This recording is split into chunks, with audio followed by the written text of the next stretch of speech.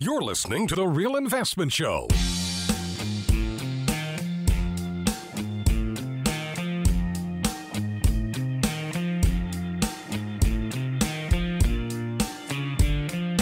And welcome back to the show this morning. It is, we had our client Christmas party on Thursday. So every year we try to do something for our clients. And this was the first year that we've actually gotten to do something in person again because of all the lockdowns and everything we had for the last couple of years. We hadn't got to see our clients. And so we hosted an event to take all of our clients to go see, to see if they could make it. We have clients all over the country. So mostly it was just clients in the Houston area, but to go see the Christmas Carol. And so we had a very nice time. It was great seeing everybody. Lots of, great comments, get to visit with everybody. It was always amazing me how many of our clients know somebody else that's also a client that they didn't know was a client. So it's just, but, very nice event, turned out well.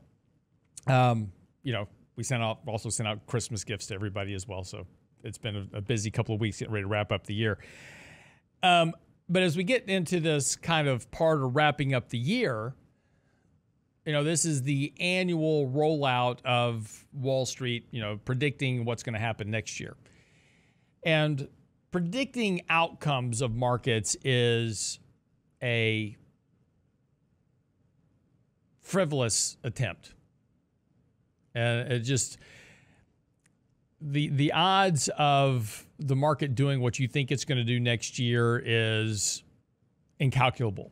There are just too many variations of things that can happen. I mean, who this year thought that Russia would invade Ukraine, right? As an example. These are the things that can happen, and that can change the direction and path of markets in any given year. So, these exercises in frivolity is something that, Wall Street does, and everybody gets all excited about it. And they're like, hey, Morgan Stanley says the market's going to be, this year, this year, whatever. Last year this time, however you want to say that, Goldman Sachs said that the S&P would reach 5,000 this year. Nowhere near that. So that's the problem with forecast. When you're in a trending bull market, it gets a little easier because you just keep ratcheting up every year. We finish the year, we're at 4,000 this year. We say, hey, we're going to go to 5,000 next year. If we just do what we did last year, no problem, right? Bear markets are a little bit more challenging. But there are some things, though, that we can do to give us an idea of a range of where stocks should trade next year. Now, again, even with that, things can happen. But if we assume that the Fed's going to continue to hike rates, status quo, right? Or even just maintain interest rates where they are, continue to do quantitative tightening, that's going to weigh on markets and prices and valuations, most importantly. If we go back historically and look at how markets behave, we know that over time, going back to 1900, that stocks tend to trade on a valuation basis above and below their long-term medians. So we can use median valuations as a guesstimate for where stocks should trade if they're going to trade fairly in price, right? So if this bear market is going to continue and we get stocks to trade at a fair market valuation, then what does that kind of give us as a range? So if we go back historically and look, the long-term median valuation of the S&P 500 is roughly 15 times earnings, going back to 1900. Since 1980, that median valuation has upticked a bit because of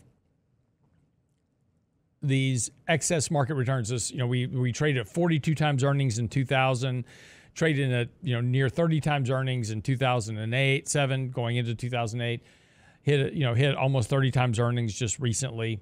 So these higher elevated valuations have dragged that median return up since 1980. So if you just look at 1980 to present as an example, that median valuation is 23 times earnings. So we've just remained elevated for the last 40 years. But if we look at the kind of the long-term median, including that 1980 bump, right, that's about 16 times earnings. So we kind of pushed up about 1.5 times valuation since 1980 because of this just long-term trading at these higher valuations. So if we take a look at what Wall Street suggests as an example, Wall Street says that the market should trade at 17 times earnings next year. That's what they consider to be fair value, 17 times earnings. If we use the long-term median of 15 as kind of a bear market low. So let's break this down into two camps, a recession scenario and a non-recession scenario. So in the no recession scenario, stocks can trade at 17 times earnings, right? And the decline, we've had a 15% decline in earnings estimates for next year.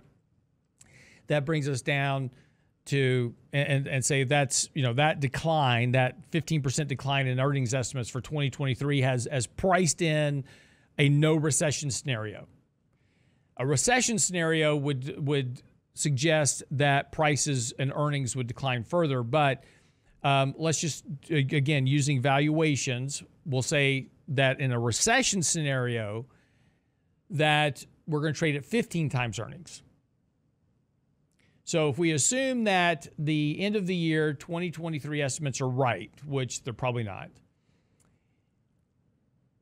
if we assume that's right and stocks trade at $205 a share in earnings at the end of 2023 at 17 times valuations, the market should trade at the end of the year right at 3,500-ish, 3,491 to be exact.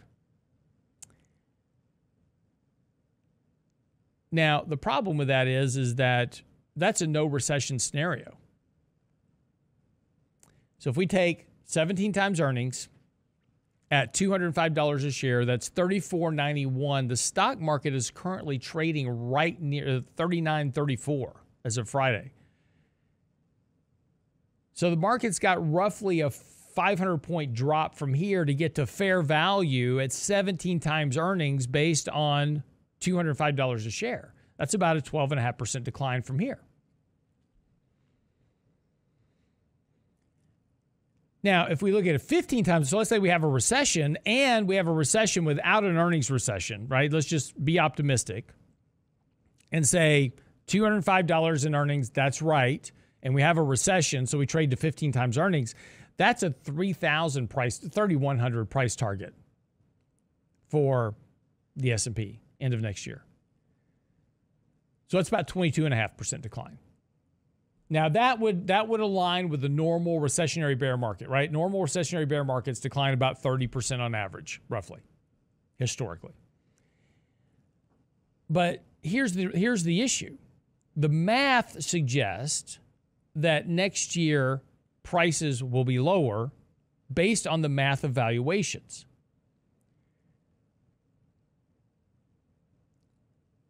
If you get an earnings recession, and this is something that's coming out in part 2 of this article next week, if you get an earnings recession, that's a very different story. I don't want to really talk about that number. But this is just the math, right? So this is just math of, in order for the market to trade higher, and I'm not saying it can't happen. Let's say that, for instance, the Fed comes out tomorrow and says, hey, we're going to do one more rate hike and we're done, and we're going to stop quantitative tightening, right? Whatever. Or we're going to restart QE. That could certainly boost asset prices higher. If you start getting really strong rates of economic growth, that could certainly boost asset prices higher. Again, now we're just talking about multiple expansion at this point, so we're no longer talking about trading at fair market valuation. So what is the upside? The upside is you've got to build a pretty strong case for the markets to trade at 23, 25, 27, 30 times earnings on $205 a share. And you have the strong economic growth, et cetera, so forth. You're going to have you've got to get some earnings growth in here somewhere, right? So, we're kind of Xing out the growth. We're just saying if we assume that the analysts are right, the upside here is that you're going to have a multiple expansion in order to get higher asset prices from here in 2023, and that's certainly possible, right? But if Wall Street is right and we trade at 17 times earnings next year, which is the expectation, prices have to go lower. And again, we've talked about this before. Valuations are, not a great market timing tool. They simply just tell you what the valuation of the market is, and they tell you what forward returns are going to be.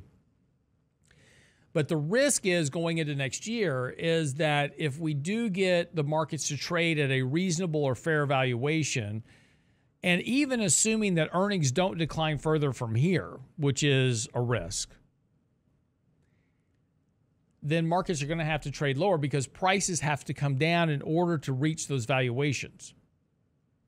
If earnings come down and prices stay the same, valuations go up.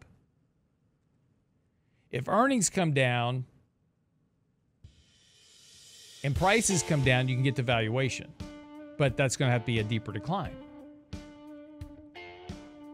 If prices come down and earnings go up, now you get valuations to come down rapidly, but you still get a price decline. So no matter how you really kind of slice the analysis, it suggests that lower asset prices have to be the case next year just from a function of math. Anyway, that article is on the website. It's our newsletter from this weekend, and I'll have part 2 on that in the next few days as I kind of wrap that up. Get by the website, of course, realinvestmentadvice.com. Get our latest newsletter. Make sure you subscribe for our daily commentary. It'll be out at 7:30 this morning with our market trading update. It's all at the website, realinvestmentadvice.com. Be right back to wrap up the show.